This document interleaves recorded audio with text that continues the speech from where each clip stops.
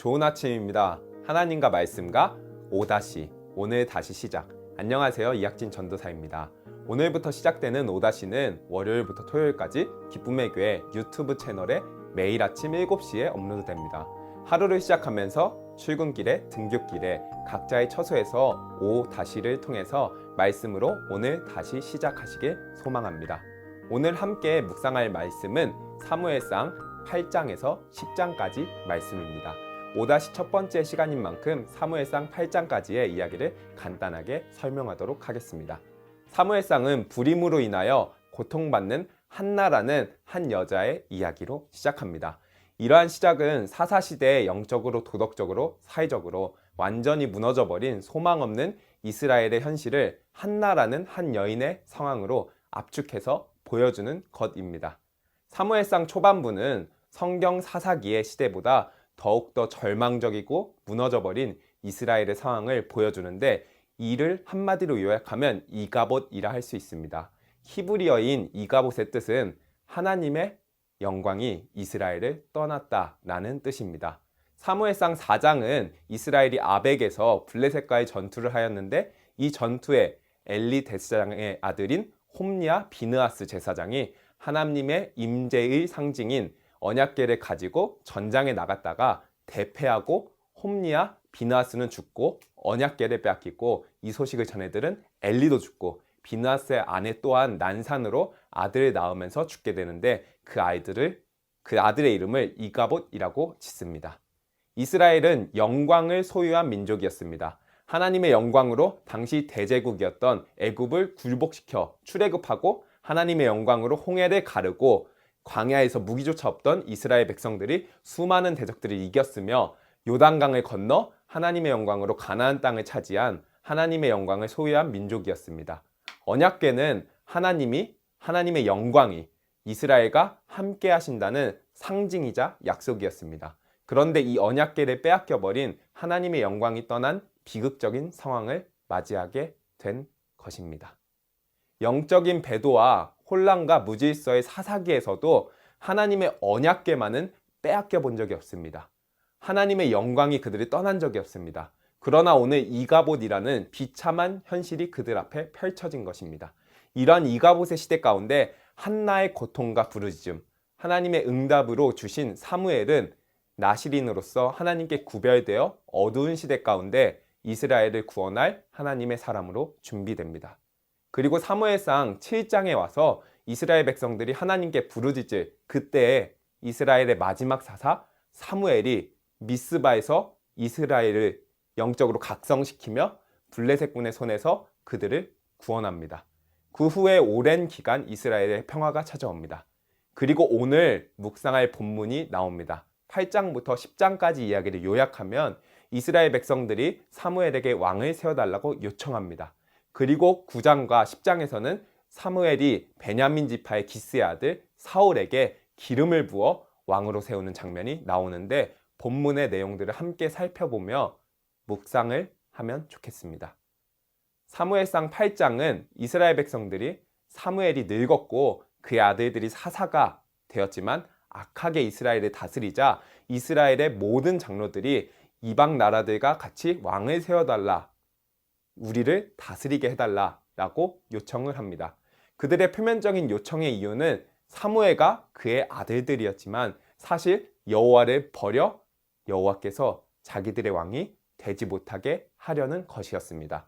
또한 이것은 하나님의 말씀을 통해서 지속적으로 그들에게 요구되었던 이방인을 쫓지 말라, 이방인처럼 살지 말라는 하나님의 말씀을 근본적으로 부정하며 불순종하겠다는 선언과도 같은 행위였습니다. 여호와께서는 그들의 연약한 모습을 보시고 왕의 요구를 받아들이시는, 그리고 또한 왕정의 위험성을 경고하시는 말씀을 하십니다.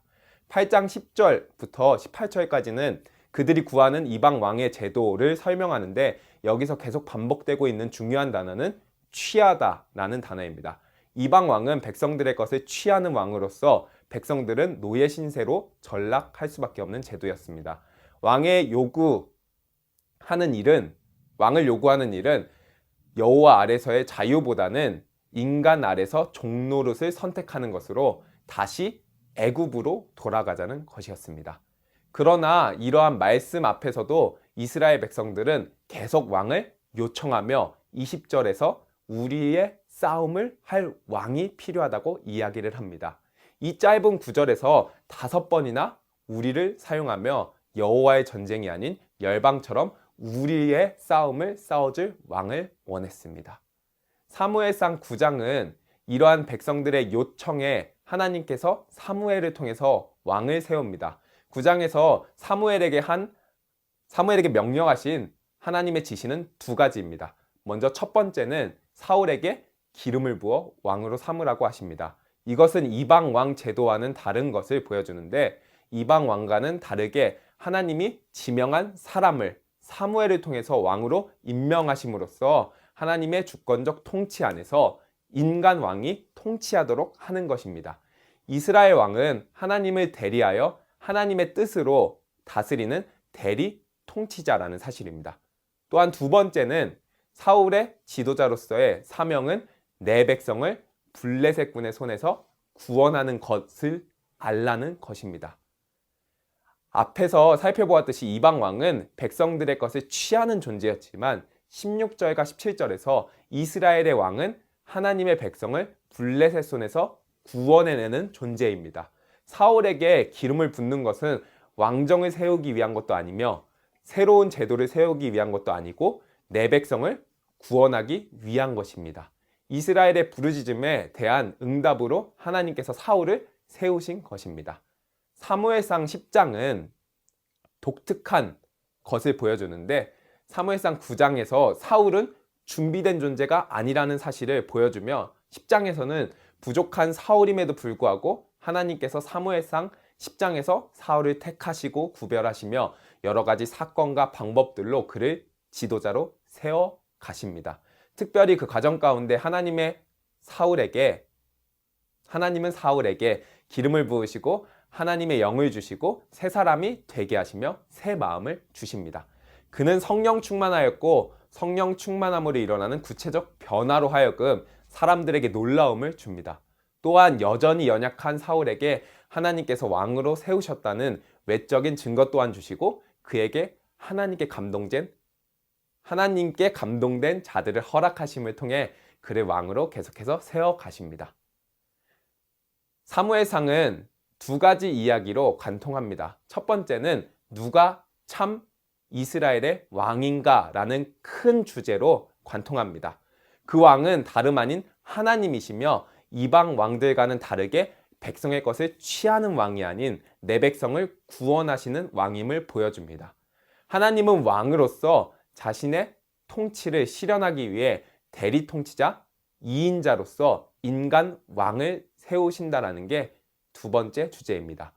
준비되지 않은 부족한 2인자를 택하시고 성령을 허락하사 그를 하나님의 사람으로 계속해서 세워 가십니다.